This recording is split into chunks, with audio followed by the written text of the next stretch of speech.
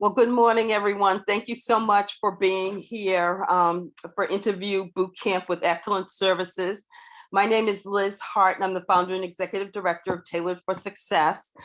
I thank you for joining us today. This is the last of a series of 3 workshops that we have put together with this partnership that I'm very excited about with Excellent Services on interviewing, and really appreciate all the hard work that they have done to make this come together.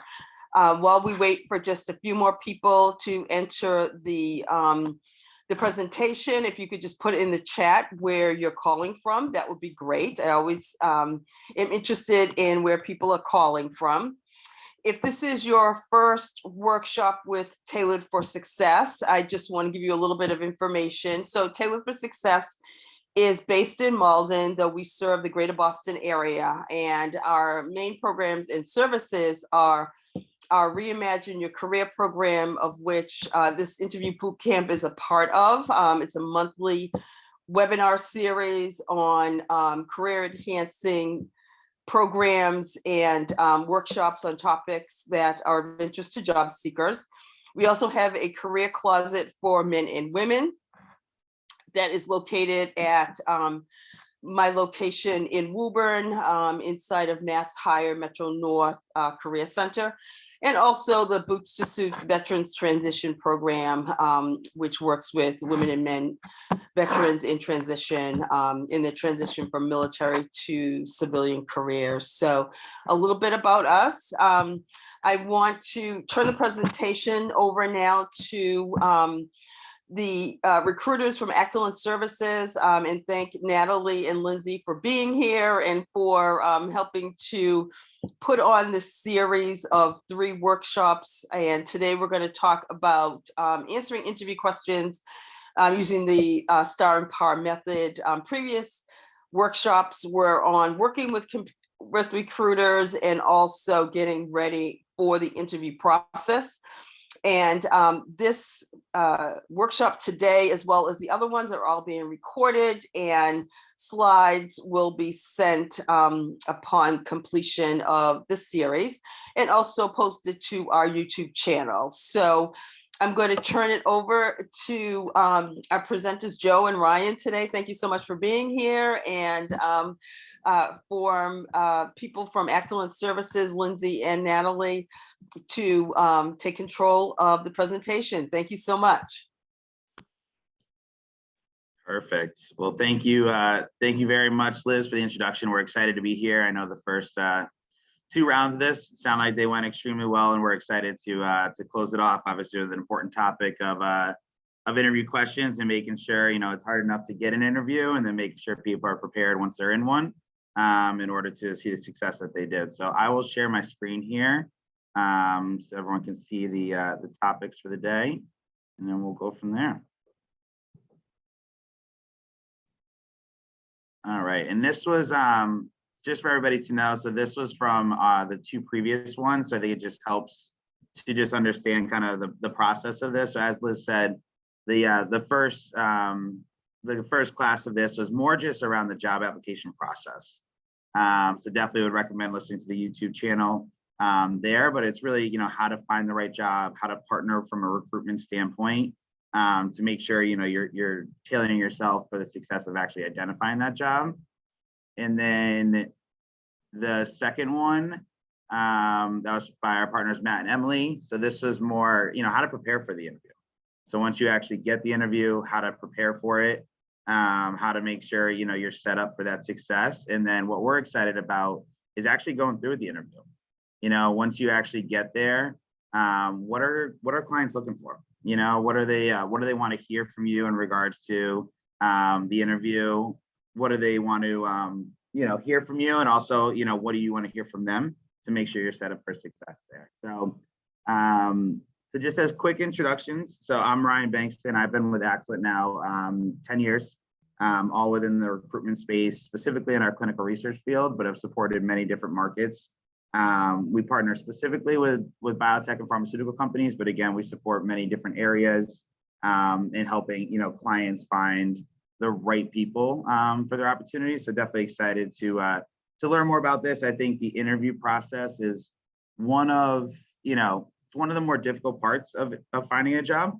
But I think there's certain things that we can run through here that will help, to make sure everybody is set up for success. And then I'm honored to do this with my partner, Joe. So Joe, I'll let you do a quick introduction and then we'll kick it off from here. Awesome. Thanks, Ryan. I really appreciate the introduction. Liz as well. Thank you for having us. My name is Joe Margareci. I'm a 2-year senior clinical research recruiter here at Actilent. Like Ryan said, I work a lot within the pharmaceutical biotech markets, as well as within, academic research institutes across Massachusetts, upstate New York, and further beyond. So really happy to be here and happy to share a lot of the knowledge that we use every day in our job to help everybody here. Awesome. Thanks, Joe. So Joe, I'll kick it back to you. So I think it's just important for everybody on the call, if you were not on the first two sections of this, just to understand, what our company does. I think that's just important to kind of know why we're on this call and why we're, sharing this knowledge. And then, we'll continue through with the interview. So Joe, if you want to give a quick overview of just the organization, that'd be great. Yeah, fantastic. Actilent is actually a fairly new company, but with rather a more experienced foundation. So back in June of 2021, we actually, created Actilent, a company that's real purpose and specialization is within engineering, the sciences, life science, clinical research, as well as healthcare. And basically the reason for this specialization is so that we can provide the best talent solutions and technical services delivered to our experts, our clients, the customers, in the best way possible. So by having a company like Actilent that's so specialized within these skill sets, we're able to provide just another level of passion and care that, say, a more larger company that focuses in a wider range of skill sets may not be able to do. So really, this line says it great. Our people are passionate, about making a difference and leveraging their expertise to contribute to something bigger. That's really what we're doing here at Actilent. Every day advancements in technology continue to propel the world forward. And a lot of the amazing clients that we work with are doing, groundbreaking research and providing products to, the rest of the world that are, game changing. So this research has a big impact both on the engineering, healthcare, science side. And as we're able to provide that specialization, help individuals get into the positions they need, we're also able to provide that impact on a greater scope. So if you want to add anything else there, Ryan, go for it. Yeah, no, that was perfect. In simple terms, we partner with companies that are looking to hire, great individuals. And then we partner with, individuals looking for their next job, and we basically match them together. So obviously we do a lot within the sciences and engineering. We do also have sister companies that do a lot within customer service, IT, finance, or really any segment that you or maybe anybody might be looking for new opportunities. That's where we can partner in regards to that. But again, we're very specific into what we do. So just going through the quick agenda. So we kind of obviously did introductions. We are going to go through interview best practices. That's really where we're going to slow down on this. Every interview is different, but there's some core competencies that are consistent that will always give, yourself the best chance of getting that opportunity. We'll do some, kind of basically role plays so you can hear kind of how the right way to answer some of these questions to get your mind going that way. And then we will close out with, just any questions. We'd love to answer anything specific. We'll keep this, we'll do a lot of the talking here, but if there's anything specific, please use the chat function. We'd love to, comment on that or answer anything we can, or, feel free to obviously chime in. Smaller group, which obviously kind of makes it nice actually to be able to get a little more specific with the questions there. So we're good to go. Joe, I will kick it back to you to start with what companies are looking for. Fantastic.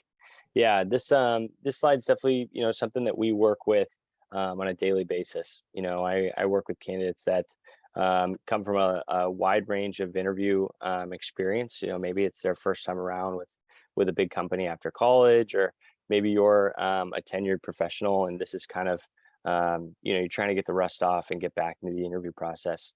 And I think something that's helped not only me, but also a lot of the consultants that I work with is really breaking down what a company's looking for in the simplest way possible. The best way that we can present that is in two questions. One, can I work with you? And two, can you do the job? Now, the bigger picture here is, on the can I work with you side, this is more of getting to know you, on a personal level to see not only your personality, but also your cultural fit for the job. Also, tying into this question is, why do you want this job? How are you going to provide an impact, a positive value to this position? What motivates you and so forth. So this is where a company's want to, hone in on your sort of motives, why they should give you that chance to shine in a position as such, and also to see if you're, a long-term fit for that company. The second part here is, can you do the job? This is more so that technical part of the interview, where they're going to want to know what skills you do have and what skills you maybe are going to have to, learn and grow in. So I think this is a really crucial part of the interview that we'll talk more in depth about in this presentation, but really being able to accurately and effectively speak about your experience is very key here. Something that I always tell my consultants before an interview, and it honestly sounds silly, is, study your resume, because anything that's on your resume is something that could definitely be brought up in an interview. So being able to speak on your own experience as that expert is going to play a long way in the interview and add a lot more weight to your answers. Awesome. Thanks, Joe. And I think you really hit the main topics there of, the two aspects of what every manager, no matter what role, these are the two main topics of what they're looking for. So just being prepared, obviously, go through your resume. Another just words of wisdom for the can you do the job is just being very specific. And we'll go through kind of how to set that up. But as Joe said, you need to know your resume, but also be able to speak specifically to it, specific examples, specific action items.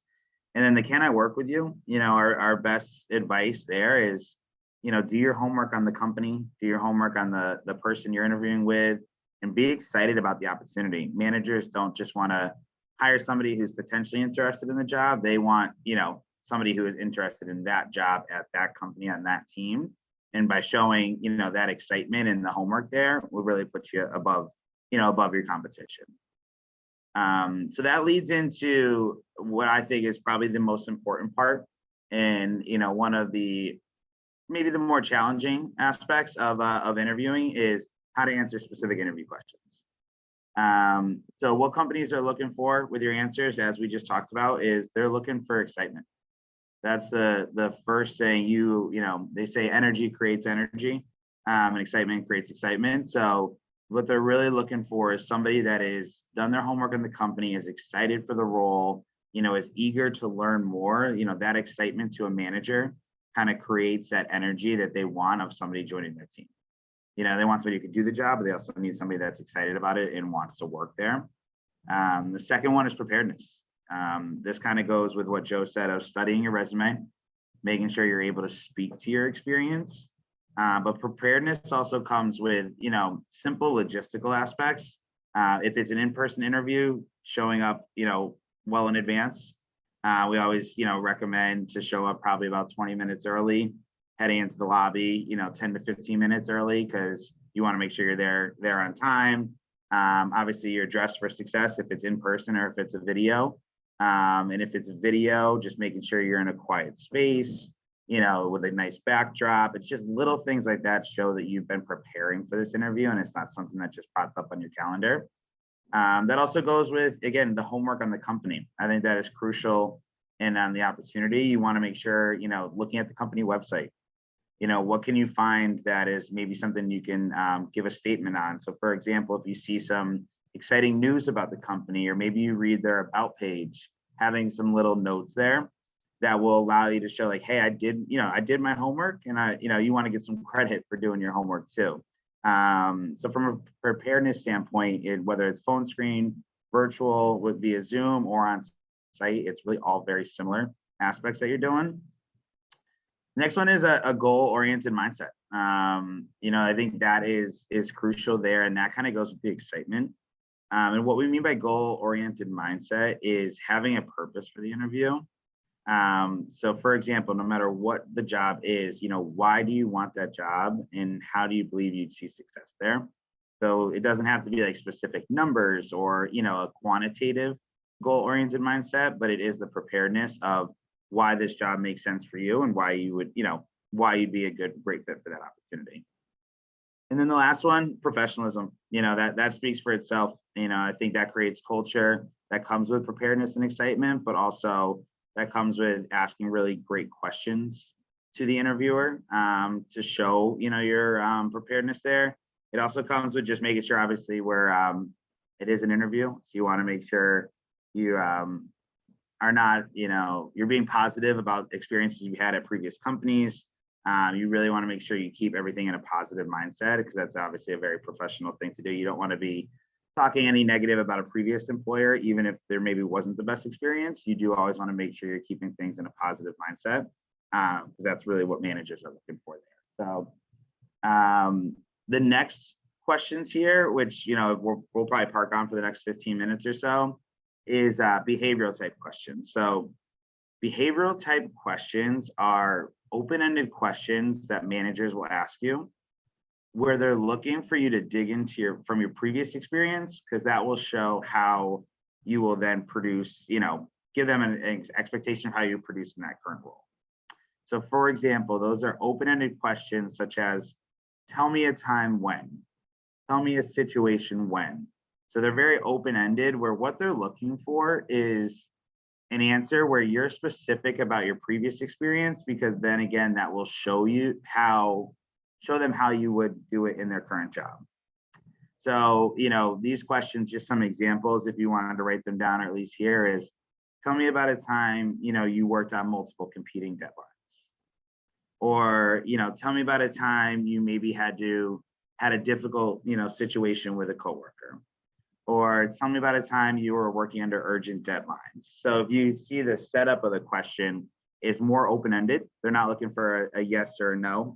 Like some questions, these are more open-ended, and sometimes those are the toughest answer because it is difficult to think about specific experiences, and that's where we want to work through the STAR method. So the STAR method is a way, if you literally Google it, it will show you, there's a bunch of pamphlets out there and documents that go through it. But it's basically how you want to set up those answers for those open-ended questions. And we'll go through, you can again, look up the STAR method. How we like to explain it to keep things really simple is the STAR method is basically breaking down your answer into 3 parts of a story. And what that means is the first part of the story is the specific situation. So one of the toughest parts about behavioral questions is sometimes we're very general. So for example, if you say, tell me about a time you had, competing deadlines. Sometimes we're like, oh, when I have competing deadlines in general, this is what I do. And even though that's a right answer, what you want to say is you want to be more specific and give an actual example. So for example, you would say, in my last role at ABC company, we had 2 papers that were due on the same time frame. So when a manager hears that, they're like, okay, not only does Joe know what to do, for competing deadlines, but Joe's actually been through it before. And that all of a sudden gets their brain turning a little bit to be like, okay, this is what I'm looking for because they've obviously been through this. So that's a specific part. If you can set yourself up on the specifics, the rest of the answers kind of become a little easier. So the middle part of the story is the actual actions you took. So what that means is, in that specific situation, what were the steps you took in order to get to the end result that you're looking for? So we'll do a role play in a little bit, but what that means is, say you had 2 papers that were due at the same time in school. So you set it up in a specific situation. The actions you took were, you set, smaller goals and smaller timeframes to achieve those goals. So, because you had them due at the same time, you wrote down, with your coworker or with your, the fellow student, and you wrote down, hey, on Monday, we need to get this done. On Tuesday, this is where the essays need to be. Wednesday, Thursday, Friday. So you set very specific action items each day. And what that shows to the manager is the actual mindset of how you accomplish the goal that you're going for. And then the last part of the story is the results. You know, what happened because of the hard work you put in with the specific situation. And the results, again, for example, in this situation was that you were able to, you know, successfully write both essays by that due date, and you received an A+ in your paper. You know, to a manager, that is really encompasses the whole situation, the whole story. That's really what you're looking for there. So again, if there's any specific questions, we're always open it up, or you can use the chat function too, but it's really breaking it down into the 3 parts of the story, which is the specific situation, the actions you took, and the results. That will allow you to, you know, be able to answer those questions in as much detail as you'd like, because sometimes, again, it is hard to slow down at those points. So, Joe, anything I missed there in regards to, you know, the STAR method or the specific situation? No, I thought that was fantastic. Awesome, I appreciate that. So, so moving forward, you know, we can use the chat function. I know we have a small group, so Joe, we can even, you know, just bring up some standard questions that were asked. But we really just want to go kind of, you know, outside of those behavioral questions, what are some other standard questions that are usually asked that you should be prepared for going into any interview?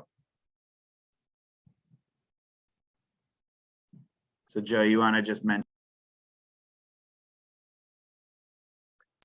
Joe, you want to just mention some interview questions that are kind of normally asked, or at least to be prepared for? Yeah, definitely. You know, around those behavioral type questions, but even more specifics around maybe a certain skill set that you might be working on.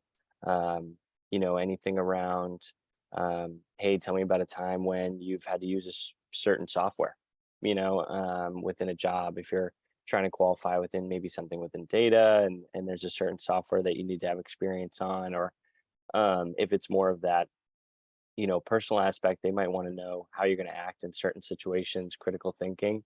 You know, tell me about a time when you needed to, you know, perform in your job, but you weren't actually given a lot of direction beforehand. You know, and how are you able to overcome that? Thinking of these questions through ahead of time is always smart, because a nice thing too is if you think about them ahead of time, hopefully when they're said, or if you get a similar question, you'll already kind of know a story or a situation that's happened in your past, and how you're able to bring that up and really answer the question there. Beautiful, thank you, Joe. And yeah, just going to just some other questions, and we got some questions in the chat as well, which is great, but just other like more standard questions too, outside behavioral questions that you should at least be prepared for, whether they're asked or not, depends on the manager. But just what are your top strengths? I know that's kind of a standard interview question, but it is something to really think about. And that what you want to do with any of these questions is be able to answer them, but also provide the why behind it. So if they ask you your top strengths, you know, you want to be able to explain, you know, hey, my top strength is I'm detail oriented. And here's, you know, some examples of that, or here's why this is one of my top strengths. Most managers also ask, you know, what are your weakness? What's your major weakness?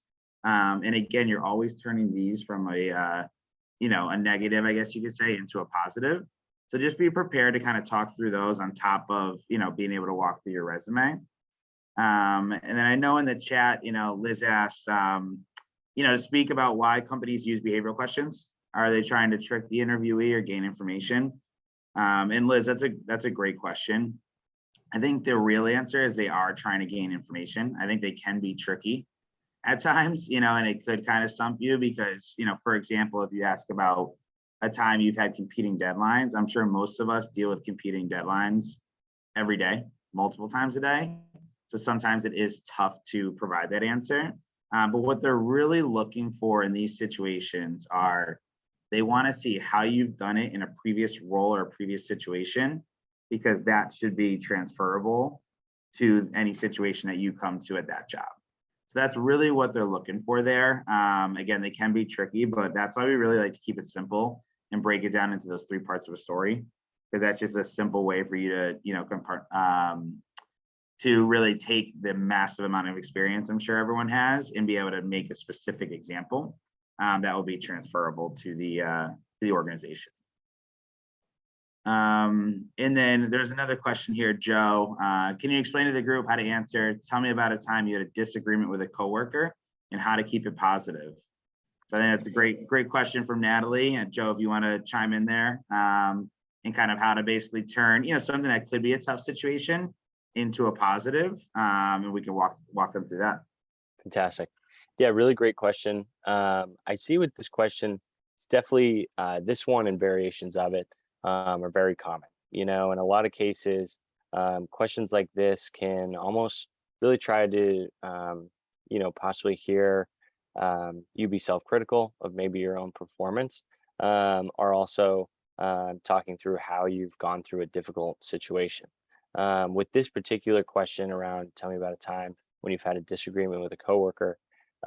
This one's really interesting and could be definitely asked within a situation where maybe you're going to be collaborating with a lot of individuals at work, and you're going to have to work with a lot of individuals. So culture, communication is really important. And I think at the end of the day, the employer is going to want to know, hey, at the end of the day, if you're not always going to get along with everybody, you're not always going to be best friends with everybody. But if you're able to communicate effectively and get through challenges like that, disagreements, you're going to be a better problem solver, a better thinker, and also provide better service. So I think in this answer, a lot of times you want to think back to possibly a particular instance, a specific time in which you had a disagreement. I think for this one, speaking hypothetically, you could think back using Ryan's model. Hey, when I was in my last opportunity as a project manager, during the 3 years that I was there was actually another project manager, and me and them co-partnered on a lot of different projects. One in particular was a project to push a clinical trial into the third phase. And in order to do that, we needed to prioritize certain action items within the trial to push things forward faster. There was a disagreement between me and my co-project manager on what we felt was the best priority at the time. So, something we did, the action that we had to solve this issue is we created a pros and cons list. What are the outcomes if we, go this direction, and what are the outcomes if we go the direction that I feel is best? We then cohesively brought that to our superior, went over the meeting there. We were actually able to compromise on a lot of different action items, and we're able to successfully move that trial forward. So in that case, you're not only, giving a specific situation, I'm accurately talking about the action and also the result, the positive result of that situation. And in a way, being self-critical is really good, but you don't want to be self-deprecating. So make sure that, if you are going to talk about any sort of, negative things that have happened in your career, you want to notice, where maybe things could have gone better, or really try to talk about the positives in that situation. Is anything else to add there, Ryan? No, I think that was great. And I think the big thing with those situations that you mentioned at the end is, not everything we do, I'm sure in our previous jobs, or you're looking for work for a reason. So not everything was great, but you want to make sure you are not, just focusing on the negative. The managers don't want to hear that. Obviously you could be open, but it's always, if it is a negative situation, like a situation with a coworker, how can you then turn that into a positive, whether it's, focusing on what you learned or maybe what you could have done differently. But you're always focusing on a positive. We've had many times where, we get feedback from a manager and they're like, hey, their skill set was great, but they just focused so long on, the negative aspects of their current job that we didn't get a lot else out of it. And that was just because of how they, even though it was true, that's just an interview style that you can change. You can turn that into a positive. So, and then we did get a question here to how to talk about career gap. That's a fantastic question, Mary, and something we see all the time. We deal with this constantly. Life happens, whether it's family, moving, whatever, just time off. Obviously, with the recent pandemic, that was a huge aspect of change the whole workforce. So what I would recommend, and I'm not sure if you were on the original calls, but definitely, highlighting, using a recruiter first off in order to help with your search, especially the career gap can help. There's been many times where, maybe on paper, a manager would have said no to somebody's background, but due to our partnerships, we're able to basically sell them and explain the why behind it. And so, for example, we just got somebody a position last week who was actually out of their career for, I think it was the last 8 years, which is a very large gap. But we knew they had the skill sets, we knew it made sense, and we vouched for them. So we were able to say, hey, at least talk to the individual to help, to see, and they ended up loving them. It's a perfect fit. He's back in the workforce, which is fantastic, and the client is happy. So that's just the first tip I would give you there. And then in the interview, being transparent, I think is the best advice. You don't want to overanalyze the situation, but you also don't want to try to hide it either. Managers are going to see that, and they're going to ask questions about it. So when people try to, hide that, it doesn't go over as well. But if you're just more transparent, like, hey, here's the situation, here's why I had that career gap. Again, there's many reasons, families, whatever it is. But again, turning that into a positive, but here's why I'm ready to get back into the workforce, and here's how my skills are transferable. So I think just being very transparent there is your best bet, kind of hitting it, head on.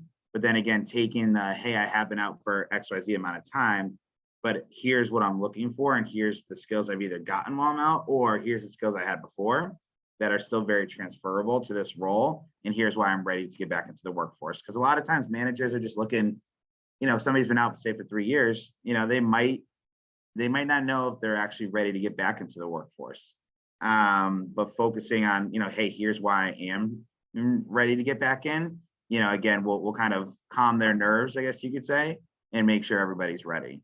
And great call there, Mary, just focusing more on, the present and all the skills developed and the jobs you've done since the gap. I think that's important. I think if you kind of hone in too much on the gap, and the, and analyzing that, you want to focus on the positives and, help push them of why you are ready to get back into the workforce. So, perfect. Great questions here. We appreciate everyone kind of putting those in there. So what we're going to transfer over to now is just a quick little role play. So we're going to have Joe as the candidate who is interviewing for the job, and I'll be the manager. And what we're actually going to do is two different role plays. One, they're both going to be behavioral questions, but Joe's going to give what we call a more generic answer. And we'll kind of walk through why that isn't your best bet, and then Joe will give a specific one. So then you can kind of see why that makes sense. So Joe, we'll put you on the spot here, but as the candidate looking for work, so a question I have for you is, can you tell me about a time where you had multiple competing deadlines in your job, and how did you handle that situation? Yeah, great question. I can think of a lot of times when I've had competing deadlines. I can think, pretty much every time that I do get into that situation, I usually just try to think of what has the highest priority and do that one first. Perfect. And just to pause there, what Joe said is great because, you want to prioritize what needs to be done. You want to make sure, that you develop a game plan. But as you can all tell, that was a very generic answer that really anyone can give, whether they've actually dealt with competing deadlines or not. There's nothing that was said in that answer that gives the manager like specifics of like, okay, nice, Joe's actually done this before. Like, I trust that if Joe had competing deadlines, he kind of knows how to deal with it. So Joe, we'll ask it again, but this time, walking through the STAR method and the 3 parts of the story. So if you could, walk me through a time you had 2 competing deadlines and how did you handle that situation? That would be great. I appreciate that. I can think back one instance that sticks out to me in particular is actually when I was working with Pfizer a few years ago. I during that position would have to work with a lot of grant submissions for a lot of the research that we were working on, and these grant submissions were always due on the same day. So something that I got into the habit of was actually reaching out to all of my investigators that needed this grant funding, and really kind of sitting down with them, letting them know what my schedule is like and what the rest of these grant submissions were looking like. And it was a great way for me to be, transparent with not only the people I was working with, but also actually gain some more support, and help, in terms of prioritizing those deadlines. So in that case, I was able to get into a pretty good groove of getting things done on time, in the order that it needed to be. And it allowed me to have a great career there. Perfect. Yeah, so and that was a great answer. And just to kind of walk everyone through why that was great, again, the three parts of the story. So the specific situation. So Joe, the first thing Joe said is, when I was working at Pfizer, here was the situation. That right there sets it up for the manager to be like, okay, nice. Again, Joe has actually gone through this before. His middle part was the actions he took. So because he had multiple submissions due on the same day, he had meetings in advance where he took control and make sure everybody knew what their game plan was, and to make sure everyone was on time with the responsibilities that they had. So it shows like the actual actions that Joe had to take to get that done. And then the third part is the final result. And Joe mentioned, hey, because we were able to get into a good groove with these meetings, that's how they were able to successfully hit those timelines and the project move forward. So you can relate that type of scenario to any question, any type of open-ended question. Tell me a time when, or walk me through a situation. If you break it down with those specific steps, you can all tell how much better that second answer was, even though it's the same type of answer, how much better that one was, and how much more that resonates with you. And it's the same with a hiring manager there. So cool. And then kind of just going through the feedback, we kind of talked through it here. But just for what Joe did well, we kind of talked through that. And I think what we could do better next time, I think his second answer was great. That's really just where you want to see it. So you kind of heard the short answer that we can all do versus a specific one. And again, how that, makes it for a more involved conversation there. So Joe, thanks for letting us put you on the spot there. I'd hire you if you had to answer that question. So I know we're cruising through here, but this is the end. I think the main takeaways, just once again, is preparedness, making sure you are prepared. An interview is crucial. It's not something you can just kind of wake up and just go into. You got to make sure from making sure you know all the logistics. Do you know where you're going, how to get there? Does a Zoom invite work? Is it the right phone number? Making sure you're prepared for it. And then being excited. You have to be excited for these opportunities. You want the manager to feel the excitement, because that creates a better energy there. And then be specific. Those are really the main three things that we wanted to show here. And Joe, thanks again for your partnership. Anything else, Joe, from your end?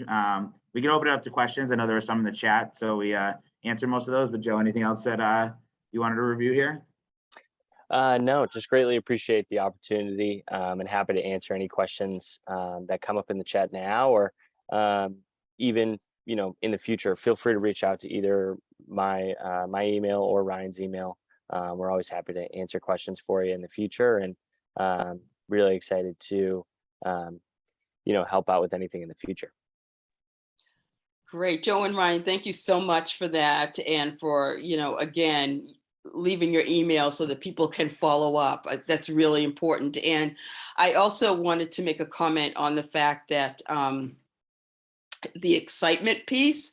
And I know that when you've been out of the job market for a while, it's hard to get excited, especially if you've gone on a lot of different interviews. But, you have to psych yourself up, just like Ryan and Joe said, and because this could be that interview where, you get an offer that you want to accept. So, I think attending things like this, workshops like this, and networking helps to keep you excited and motivated to do it. So thank you both for mentioning that. Is there any other questions?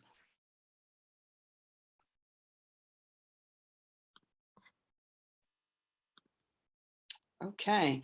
All right. So I think I mentioned before, we will be sending out a packet of information about the recordings from all of the 3 series, along with handouts that you can use to go over and refresh your memory on the things that we covered. And also, I will let you know who won the $100 Amazon gift certificate for attending all 3 sessions. One last question about any advice for older candidates. Certainly there is bias towards older candidates, and any advice you could give would be great. Yeah, no, it's yeah, I mean, I'm sure biases are there, and I would say again, any of these types of situations of being out of the market for a while, or like you said, later on in your career, it's a lot of times people focus too much on the negative side and honing in on, hey, I have been out, this is what I've been doing, or hey, I am at a later stage in my career. Like, obviously you can highlight that, that's fine, but again, just focusing on the specific skills that are relatable to the job. That's the most important part, because if you go in there and again, you're general, doesn't matter, where you're at in your career, you probably won't get the job. But if you're able to be specific of, hey, even if I am, later on in my career, here's why this job makes sense for me, here's the skills I can bring, and here's my excitement about the role. That's really what you're going for there. It shouldn't make a difference again at what stage you're at of your career, as long as you have the actual skills that are transferable. And it's just important to be able to walk them through that, so they know on paper, even if you had a longer career, here's what again is transferable to this current opportunity. Great. And feel free to take yourself off mute. I know Esther had a question about a certificate. I'm not really sure what you're referring to, so if you want to clarify that, that would be great. Maybe there was a certificate mentioned in one of the answers. I'm not really sure. But again, you can also feel free to email Joe or Ryan about that specifically. And, I do want to thank again, Joe and Ryan for their presentation, and Natalie and Lindsay for helping to put all of this together. The 3 series, I mean, that was a really big job, and I really appreciate this partnership. It was a great opportunity for job seekers to be able to hear from people who, even if you're not in the life sciences area, all of this is sort of evergreen. You could use it anywhere. So don't feel that, if you're not looking for something in that area, that you have to, that you cannot reach out to them. You certainly can. So thank you very much. And with that, we will end it, and have a great day, everyone. And stay tuned. Our October workshop lineup will be coming out shortly. I did put the website for Tailored for Success in the chat, and we'll see you on the next webinar. Thank you so much. Bye-bye, everyone. Everybody. Bye-bye. Have a great day. Bye.